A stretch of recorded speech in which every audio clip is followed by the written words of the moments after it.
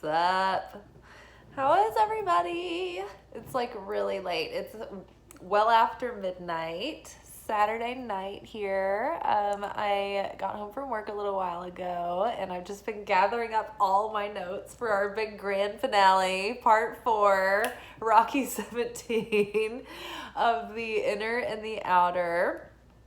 We are here for our secret sermon. We do our secret sermons late Saturday nights around the midnight hour. And just a little context around it, I was really interested in reading some of the Gospels that didn't get included into the canonical collection in the Holy Bible. And I wanted to read the Nag Hammadi scriptures and the Dead Sea Scrolls, but I just didn't know when I would have time. So I decided to make it part of our weekly video, and I would read a portion every week, and then I would go back and unpack it and give my thoughts as they're coming up. And so I thought it would be fun. And so we had a portion where we've been doing the Gospel of Philip for the last couple of weeks.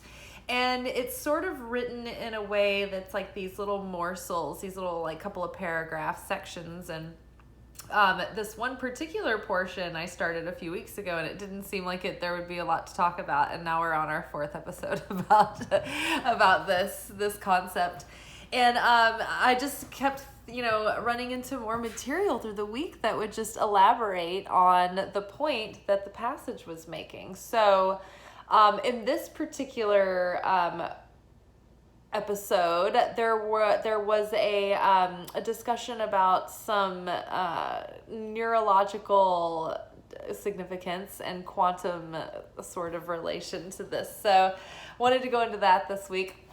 The benefit of doing this late at night is that the Hebrew sages and Kabbalists since time began have been studying in the midnight hours because it is a very positive time of day. It is the beginning hours, and so they have the most energy, the most light. Actually, the midnight hours are the central neutral energy associated with the central column. So they're very, very positive, but like the very most light happens starting at daylight. So corrected myself there. However, we are still in a powerful liminal space between the end of one day and the beginning of another. And so many mystic traditions and disciplines believe that time of day to be significant and magical. It's an opening in a portal of time and energy, right, that we have access to at this moment. And it just it is allowing us to, as we study, connect to more light and more fulfillment and more insight from what we are learning about. So kind of opens the way for that. We're also pushing ourselves beyond our comfort zone to stay up late. So we break the flesh in the spirit of Eucharist and the spirit of sacrifice. And so when we make sacrifices, that also releases energy and is very powerful to be redistributed into something else. So yes, there is a sentimental aspect of like, oh, it's so good to make a sacrifice, to sacrifice yourself. But there's actually like reasons behind it, like technical reasons. So I don't know. I just like to give everybody a little context before we begin about, the benefit of the time of day doing this. Oh, I also think it's helpful to note that doesn't matter what time you're watching this, because I'm recording it now at this time, you're getting the benefit of the energy that is being like preserved in this digital reality. It's a me within a me within a me. Things get so meta. Okay, cool. So I will read this portion. I read out loud very poorly. But this one I've read so many times that I'm getting practice, so it might be okay. So I'm going to read the portion, and then I'm going to sort of give some context around the additional things that I want to read to you tonight. Okay, all right, everybody ready? Buckle in. Get your wine. Get your whatever you're drinking. I guess maybe coffee if you're watching this in the morning. Do not get wine if this is in the morning. All right, the inner and the outer. Um, and then when it says he said, there it's like Philip talking about Jesus. For this reason, he said, I have come to make the lower like the upper, and the outer like the inner, and to unite them in that place. He spoke here in symbols and images.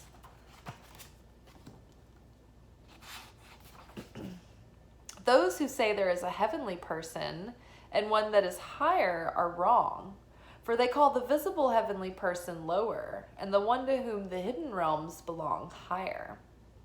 It would be better for them to speak of the inner and the outermost. For the master called corruption the outermost darkness, and there is nothing outside it. He said, my Father who is in secret, he said, go into your room, shut the door behind you, and pray to your Father who is in secret. That is the one who is innermost. What is innermost is the fullness, and there is nothing further within.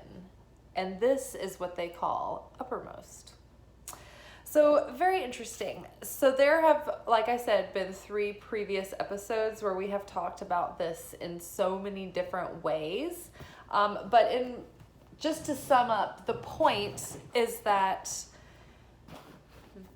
many people in life, the average person, is very caught up in the outer world, right? They believe that what they can see, feel, and touch is the truth, that they put all their stock in that is what they value.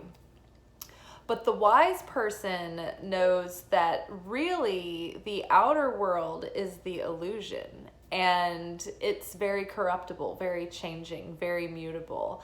Now, that we have quantum knowledge of, we have knowledge of like quantum physics and things, we can understand that our cells are constantly changing, and we're more of like a hologram than we are like super solid, right? But thousands of years ago, they didn't have the language to say that. So the mystic people have understood this for a very long time. And they've been scoffed at and spit at and like mocked and ridiculed. But now science is like, I think they're right.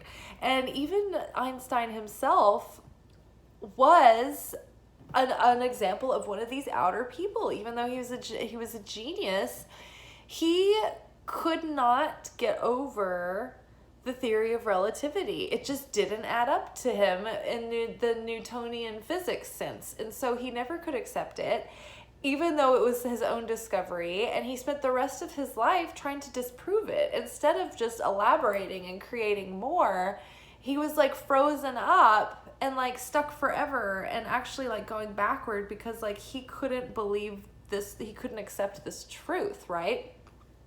Because he was too reliant on the facts, the figures, right? Like he didn't trust his intuition at all. He didn't even trust the numbers.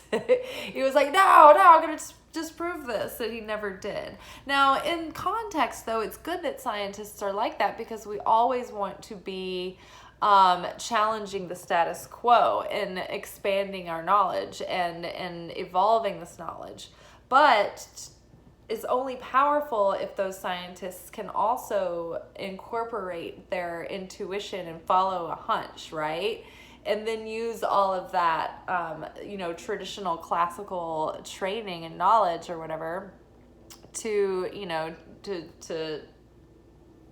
enhance that, I was going to say, it's not test it, but to qualify it. Moving on. So that is an example of what we're talking about here. So we want to understand that everything starts in a non-material place, in an energetic place. And it's really what's going on in the internal realms, in our internal landscape that is creating the outer worlds. So what is the deepest within us is the most true. It's the least corruptible because what is within us at our core level is eternal light. I mean, literally on a cellular level, we are light. We are packets of light and energy and at its purest form. So literally and metaphorically speaking, that is true. We are the light. Okay. So we are trying to understand that we're trying to get past being people who are the outer people, right? Who believe the outer world or who only put stock in it. And we're trying to become people who are transcendent of this. It's like we're not pre-rational. We understand rationale, but we're transcendent of that. We're like post-rationale. We're like, yes, I know that this doesn't logically make sense, but trust me on this. It's gonna, like, we're gonna need the umbrella. Just bring it kind of thing. All right? Like, I don't need the weather to tell me that it's gonna, like, I know in my bones, my arthritis is telling me it's gonna rain. Bring the umbrella, right? We're trying to be those people. Now, what's interesting about this, other than the other 4 hours of material we've covered on it, is that this week over the last couple of weeks, I keep running into all this material that is reinforcing this and just talking about it in different ways and in different places. So this that I'm about to share with you came from an interview that I happened to watch with Lewis Howe and Joe Dispenza. I think it's Dr. Joe Dispenza. I think he might be into some neuroscience or something along those lines. But don't quote me on that. I'm not sure exactly. But he's a respected thinker and thought leader. And so they were discussing, this was the context of people attracting a relationship, but this would be true about someone trying to attract anything, right? But they were talking about like the neurology involved in what we project out that is affecting us and creating our reality in that way, in that regard, from a scientific perspective. So they are talking about our reactions to our environment and the way that we feel getting us worked up and causing brain chemistry to start doing its thing. So basically this interview, the first 15 minutes was really poignant to what we've been talking about. And I actually just like watched it and I transcribed their conversation and I was just going to read it back to you and talk about it as I read it to you. So this is mostly Joe Dispenza talking, and I'll tell you when Lewis chimes in. And then it's kind of hard to understand because this is literally writing down exactly what he said the way he says it. So I'm trying to read this back to you the way I'm saying it, but it's like I'm going to try to explain what I'm talking about as we go. Okay. So he starts off by explaining that our thoughts are the electrical charge in the quantum field. So our thoughts are what gives the electrical charge in the quantum field of reality. Our feelings are what give the magnetic charge in the quantum field, right? So our bodies are putting out this electromagnetism all the time. And our thoughts are creating the electricity, and our feelings are creating the magnetism.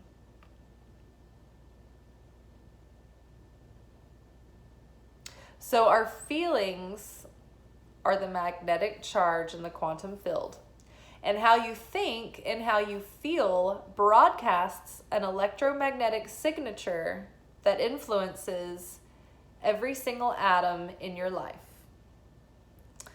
The thought sends the signal out, and the feeling is the magnetic field that draws the event back to you. So, if you're not in love with your life or in love with yourself, or practicing diminishing your emotional reactions to certain people and conditions in your life, and you're living in, say, anger, hostility, judgment, or fear, but you want a loving relationship, there's no magnetic field to draw that to you. So I'm going to say that again because it was kind of weird reading it. So basically, if you want to draw a loving relationship in, then you have to be feeling love in order to create a magnetism, a magnetic field that's going to draw that to you, right? So you can't be going around feeling anger and hostility and judgment and fear and frustration and be able to like magnetically draw in a loving relationship. So you're in a predicament, right? You can't be noticing your lack of something or having like a desire because you lack it, right? Or being longing or like wistful about it, right? Because then that is just, you feel the lack of it and then you magnetically are like drawing more lack of it, right?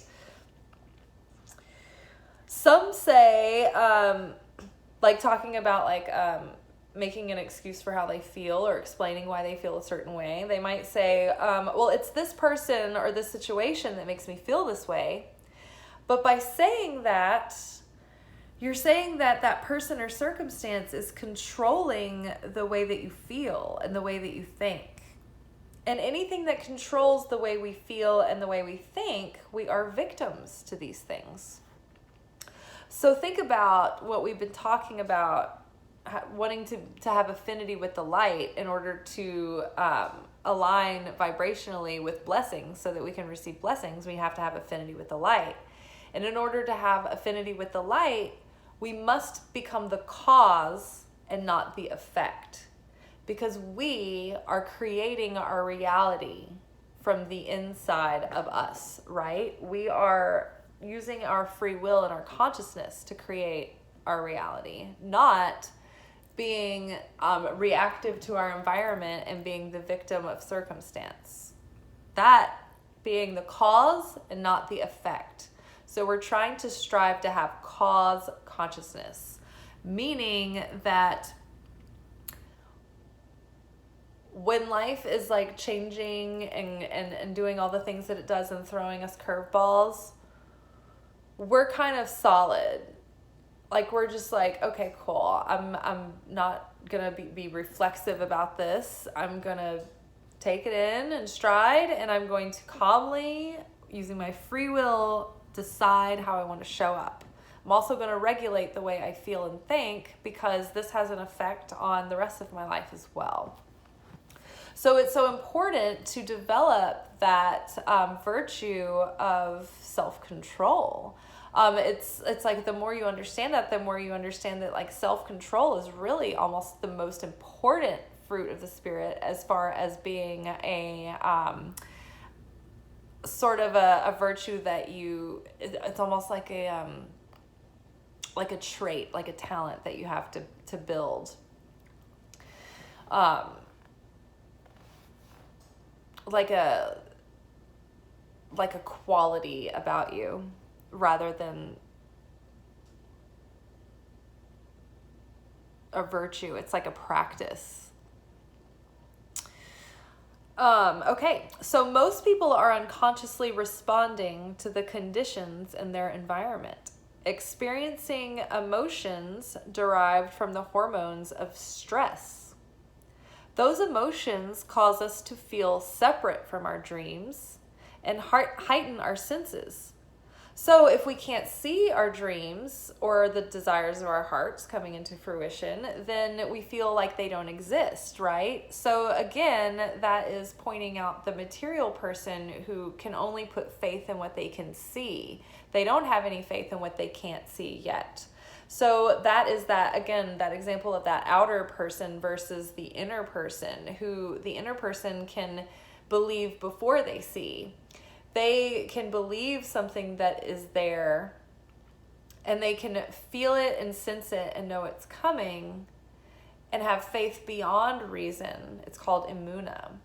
But the person who's materialistic and 3D obsessed and too literal and too grounded and not enough woo-woo, they're going to be like, oh, I can only believe what I can see. And so if my dreams aren't coming true and I'm not attracting what I desire, then I'm going to get really worked up about this and about the lack of having it. I'm going to get panicked about it and it's going to make me feel threatened and in danger in some way, in this lack and this scarcity, and it puts you chemically in a state of emergency mode. And you can try to think positively through this about having a relationship or about whatever your manifestation is. This is just what they were talking about. So you can think positively about your manifestation, and you can look at vision boards of it, and you remind yourself about it all the time. But if you're not drawing the experience back to you because your response to the environment is actually weakening your organism and weakening your response, and it's actually weakening your body, then you will be a victim, and you will actually become more vulnerable to the conditions of your environment, right? So you have to watch how you're feeling, because that's the most important thing. So if you are all of a sudden aware of how you're not getting what you want, and it's making you feel like out of the ordinary, or in a heightened way, or in an aggravated way, then you are not creating any kind of magnetic field to draw it towards you. So if you want a relationship based on love, you have to practice feeling love, and you have to practice trading survival emotions for elevated emotions, and practice opening your heart. But you have to move out of survival mode to do that. And so what we're saying here is that you can choose your thoughts and your feelings, but it's a practice and it's a discipline. And so you have to start training yourself to feel love, to feel in love with yourself and your life. And you have to be able to feel love without having a person there. You have to feel love without having a girlfriend or a boyfriend or a partner. You have to feel it not because someone is making you feel it or inspiring you to feel it, but you have to be able to feel it on your own. Become the cause. Be in love all the time. And then if someone else comes into the picture and they're like a cutie patootie and you're hanging out and everything's going well and you're feeling love together, then great.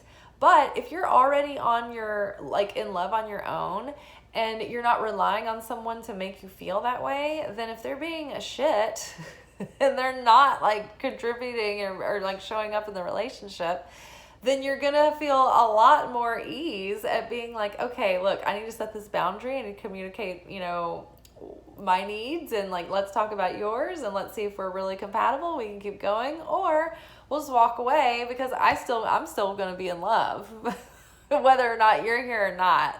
So that's kind of where we want to be. We want to be the cause. That way we can have something that's interdependent and healthy and whole. And, it's like when you are already in a state of wholeness, when you're in love with yourself and when you're in love with life, then you feel full and fulfilled, and you don't feel like you need to be like grasping at anything. You're not feeling like needy or wanting for anything, right?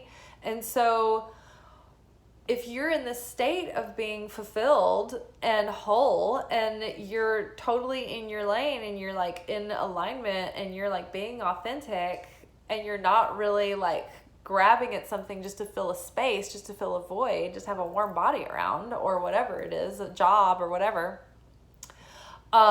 then your wholeness is going to be magnetic. And then when you have something that you come into like contact with that really resonates, then there's going to be a magnetic pull there, right? But if you don't have that magnetic pull happening from inside, if you don't feel whole, if you don't feel love, if you don't feel good, then it doesn't matter if you're near someone who's in your vibrational like resonance, because there's not going to be a magnetic, like there's not going to be any magnetism there, at least not on your end. Okay, so we've got to get ourselves out of the survival emotions. Now, Lewis goes on to ask him, so are most people practicing what they feel, or are they just reacting to how they feel?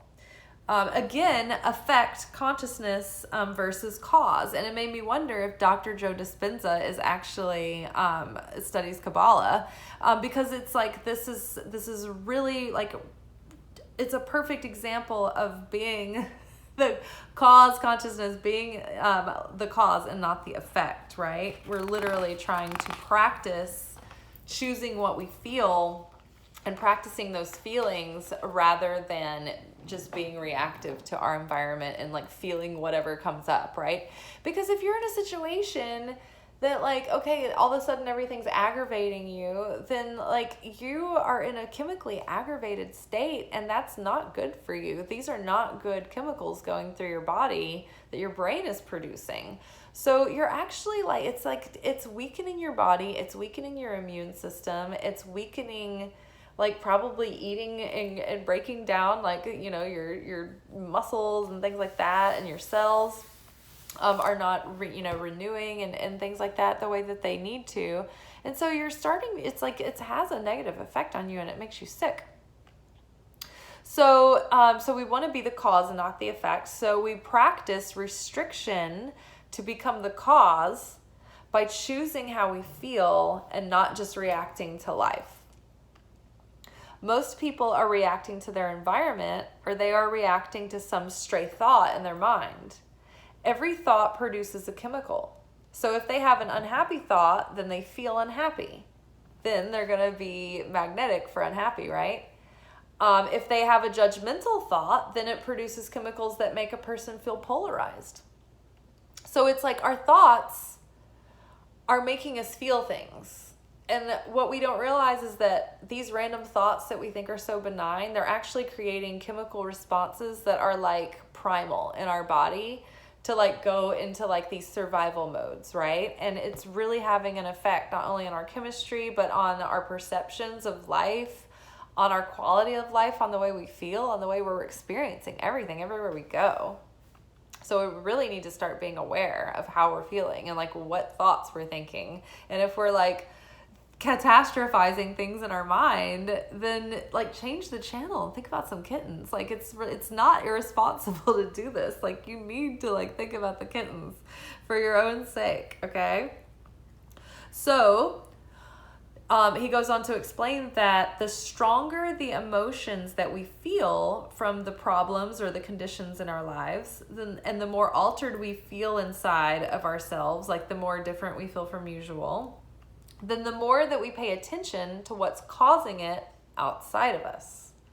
So all of our like survival, instincts and our brain chemistry tell us like focus on the threat, right? And that's, it's outside of you, right? So that's what your brain is telling you to do. But it's kind of tricking you, right? Because it's getting you focused in the wrong place. So if you have an event in your life that has a strong emotional charge to it, and you feel this alarm system going off and switching on, and you don't feel like yourself, then you're going to like narrow your focus in on the cause, and your brain will take a mental snapshot called a long-term memory. And every time a person thinks of this event in their long-term memories, they produce the same chemistry in the body as if the event were occurring in the present. So if you have trauma or even like great memories, right? You can look back on those and the body has the same chemical response as it did when it happened. And the mind doesn't know the difference between when it's visualizing something and thinking back about it, or between that and if something's really happening in the moment. So either way, you're having the same chemical rush. So the highly charged event is producing an emotion, and the body is so objective that it doesn't know the difference between the real experience that's creating the emotion and the emotion that a person is fabricating through thought alone. The body believes it. Think about what you're thinking about and about what it does to you. Think about someone just like thinking about an ex that like the relationship went poorly, and like think about how sick that can make you feel. Think about, thinking about financial stress or any kind of like of those sickening feelings, that get your gut just like sick and get your nervous system on fire. Like what is that really doing to you? When you think about money, how does that make you feel? Does it make you feel good?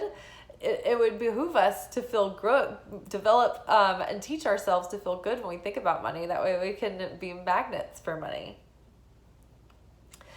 This is why self-control is such a fruit of the Spirit. This is not their conversation anymore, but this is me talking to you through my notes. Because we want to become like the light, and the light is not reactive. Nothing controls the light. The light is the cause, not the effect. So to be the cause, we practice restriction by pausing and consciously choosing and practicing our thoughts and our feelings, rather than being reactive, because we are creating our reality from the inside out. Your body chemistry changes from the thoughts that the mind has. And so if you are, say, chronically in a state of emergency mode in your body and you're having distressful thoughts and memories or whatnot, then that can alter your nervous system and your body to where that is like what your normal resting rate is. And so you won't even recognize the fact that you're feeling aggravated or guilty or anxious or whatever, because this is like become your normal. You may not even know how to feel joy again, because you need to like reteach your nervous system how to feel safe and like how to recognize that, right? Because you might have been so long in a state of crisis that that's all you know. And then your body becomes addicted to those crisis chemicals, right? And so then you start subconsciously recreating this chaos so that you can get these hits of chemistry. Let's see. So also, like, the body can't stand being in this crisis mode, in this altered state for long-term periods and long periods of time. And so what happens is it starts getting sick. You start giving yourself illnesses, like even deadly illnesses. But this is how people get so much disease in their body, because there's so many chemicals going on and we don't realize that we're doing it.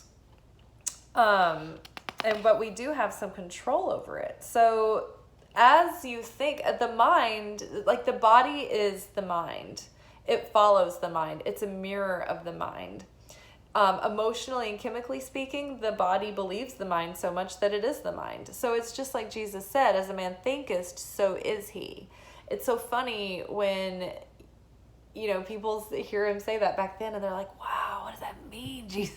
And it's like, oh, it means a lot of things. But for one, literally chemically speaking, the way that you think, like your body is going to be what you think about. You are going to become your thoughts and your feelings and your emotions. So you might be making yourself sick. You have to teach your nervous system to feel safe in unfamiliar feelings. And so good feelings might be so unfamiliar that your body may not feel safe in stability. It might have to learn to feel safe in stability, or in joy, or in excitement, or in carefree abandon, or in happiness. You have to teach your body how to feel comfortable being happy again, and how to feel happy again, and how to feel love, and how to feel in love with life, right? So you have to teach yourself to feel in love with life and in love with yourself before you can create a magnetic field within you to draw it in. So I hope that this is starting to make sense. And even, if you're a person that's like, well, I'm not completely convinced, I need some facts. Still, after all of this, here's the science end of it. It's like, it literally, like, your body chemistry is affected by your thoughts and feelings, and your body chemistry creates an electromagnetic field that then sends out signals, and it sends out vibration, and it attracts things and calls things in and pushes things out. And so it's like this is starting to become a scientifically recognized thing, and not just like us hippy dippies talking nonsense, not talking malarkey. It's so interesting. Okay, so then another thing that I was reading this week that tied into what we're talking about again and came at it from another angle is so this book is really good. My best friend just brought it for me recently, and I just started reading it, and already it's worn the F out because I've been holding it in the tub and my hands get wet. And then I tried to highlight it, but then I was like highlighting every sentence, but then like because I was also in the tub, like it like washed away. So this book has been through it already. And this book, it looks super cheesy on the outside, like a romance novel, or like those like 90s clocks that had like the footprints in the sand poem on it, with like the sunset photo. Okay, so this book is called The Angels Within Us. And this is about there's a lot of spiritual and mystical practices that deal with angels or energies or whatever, and there's 22 common ones that are like continuously repeated in different practices. But in this particular book, he's calling them angels. And so angels really they're not like anthropomorphic beings. They're like energetic influences that are very specific, and they have very specific jobs. But they do have personality, and they can communicate. And so depending on the level of your consciousness or how you can understand them, they might interact with you, but like manifest in a way that you can recognize. So in this way, he is this writer is teaching you how to connect with each angel, but in this opening sequence, he's talking to the angel of creative wisdom. And so to him, this angel is very kind of human-like the way it's appearing. But that's kind of neither here nor there. The conversation that they have is kind of the most important part. So I'll try to skip to the parts I'll try to like really condense this. Okay, so he makes contact in this like meditative trance with the angel of creative wisdom. And she says that some have called her Isis. This is a feminine energy that he is perceiving. And he says to her, I seek greater wisdom. It is my understanding that you, the angel of creative wisdom, are the channel, the voice for my master self. I know that within my higher nature, I embody the wisdom of the ages, yet in my present state of consciousness, I am sometimes confused. My thinking has become scattered, which has resulted in errors of judgment. So I have come to ask you what I can do to open the gates of wisdom and release that energy to flow freely in my heart and in my mind. And the angel answers him, you cannot manipulate the gates. The greater wisdom is eternally flowing from above to the receptacle that I am, the vessel. Yet I can only give you what you are, for I must follow the sound of your note and harmonize with your energy, even if the note is restrictive. He says, I don't understand. Then she gives him a flute and says, play a note. He places the flute on his lips, and he blew, and a note sounded immediately. He says, immediately I heard the same vibration emanating from the fullness of her presence, the sound seeming to fill all the space. So she's like echoing to him what he just played. She says, or the angel says, divine wisdom has its own note, truly accord with its own frequency. And as this life cycle began, My being was attuned to that vibration, which I think she means like when his life cycle began, like as an angel working with him, she attuned to the perfect, she was attuned to the perfect vibration of wisdom in a way that would like connect with him as a pure being who was just born. Okay, so my being was attuned to that vibration, which produced the perfect distribution of the wisdom energy throughout your egoless consciousness. So throughout his egoless consciousness, it produced the perfect pitch when they combined together, when he was egoless as like a baby. A consciousness in perfect harmonic relation to mine. But in time, you changed the tone. And as I am subjective to you, I had no choice but to follow your pitch, which became increasingly discordant. And so what she says here, it says, but in time you changed the tone. That means as he grew older and as he became more jaded by life and by, preconceived notions and limiting beliefs and emotional baggage and all of these things, the ego kind of dirtied up the pitch, right? And so it wasn't a perfect pitch anymore. And instead of us changing to the pitch of the angel has to respect our free will. So the angel has to adjust to us, right? So it's almost like they become the wind playing through our instrument. And if our instrument is faulty, then they have to abide by what we are, because this is our free will, right? We can be an asshole if we want to be. And even if we don't even realize it, like we have to, if we don't want to be an asshole, if we want to master ourselves in this life, it has to be up to our choosing, making our own choice by our own, what is it, cognitive, what is it called when you get arrested? Can't remember. But you have to choose to do this of your own accord. Otherwise, the vibration, the angelic vibration kind of has to like mutate to match your dominant vibration. Okay, the angelic vibration is submissive. Okay. So, I had no choice but to follow your pitch, which became increasingly discordant. From a cosmic perspective, you committed adultery with me. I was the victim of your adulteration, with your energy projections, you made me inferior and impure. So when you committed adultery to me, it means you went outside of our vibration together. You corrupted me.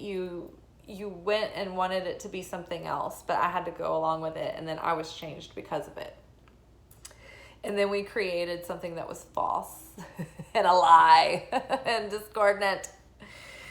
I was stunned by this revelation, blah, blah, blah. How can I rectify the situation? What can I do?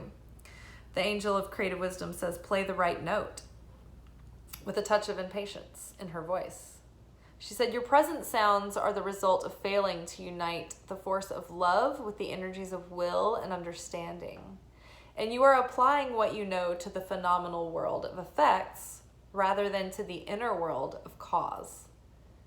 You are highly mental, and such individuals are outer directed, basing decisions on reasoning and rational thinking.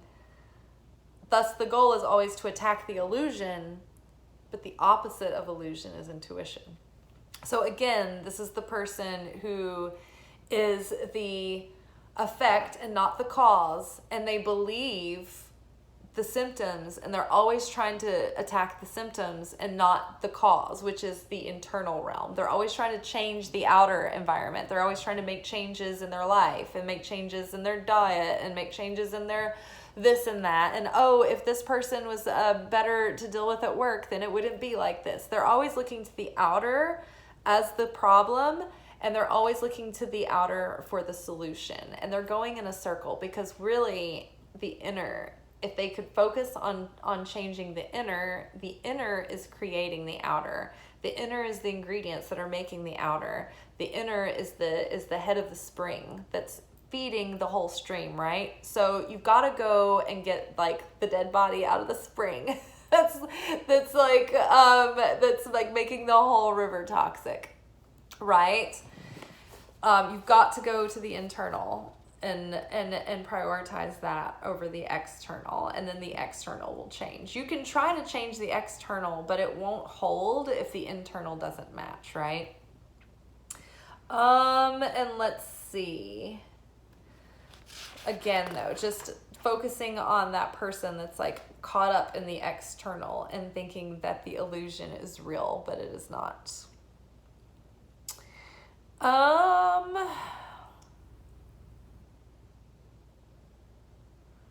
I think that's it. I think that going any further is just going off on another tangent. But I think you guys get what I'm saying here. Like whether it's people channeling messages from angels, or whether it's people studying like the neuroscience behind it, whether it's the ancient wisdom that's been around for thousands of years, whether it is coming from the Gospel of Philip, or whether it is like woo-woo Sandra trying to tell you that your vibes are off. Like we're all talking about the same thing here.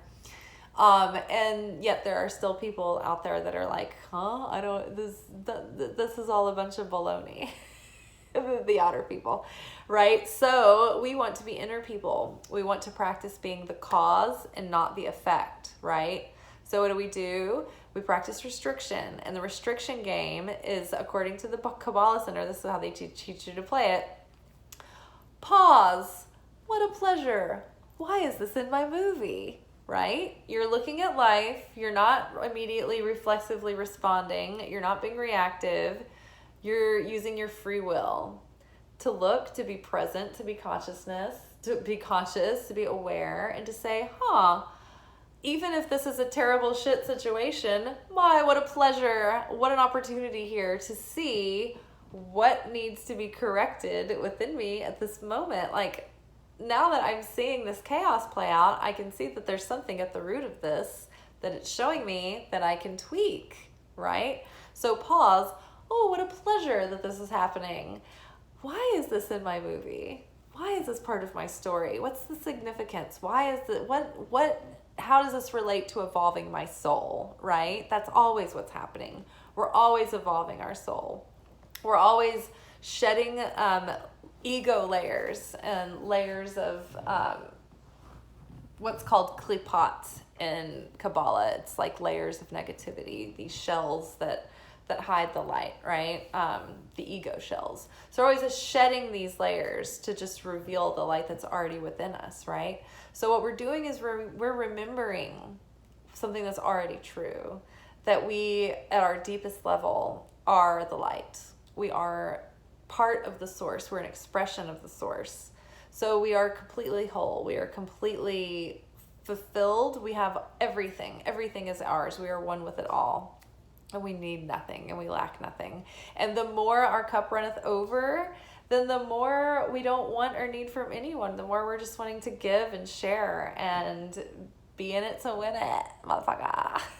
All right, y'all. I'm going to put my shepherd's pie, my leftover sheppy pie in the oven, and water the garden, and have a glass of wine.